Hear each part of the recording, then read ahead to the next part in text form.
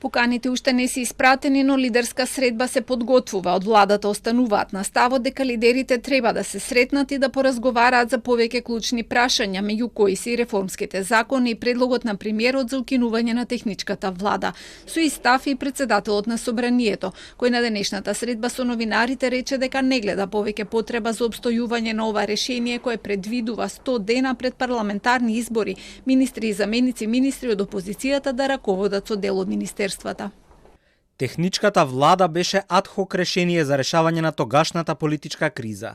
Како на земја членка на НАТО со стабилна влада, не е угледно да формираме техничка влада, дотолку повеќе што гледаме дека во последните изборни циклуси изборите течат непречено без забелешки.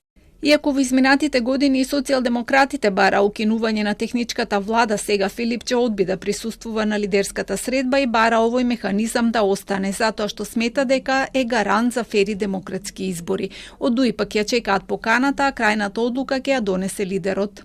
Ако ние денеска или утре ќе бидеме повикани од претседателот, и јас верувам дека ќе бидеме повикани и ќе видиме тоа ќе одлучи сам претседателот и сите советници. Од ДУИ, односно од Бадентерово и двотретинско мнозинство зависат повеќе закони, но и изгласувањето на народен правобранител. Лидерската е најавена за во среда. На неа се очекува да се отвори прашањето за предвремени избори, за кои од опозицијата упорно тврдат дека ќе се закажат веќе напролет, иако и премиерот во повеќе наврати, а и Гаши денеска рекоа дека не се за таквата можност, затоа што на државата е потребна политичка и економска стабилност.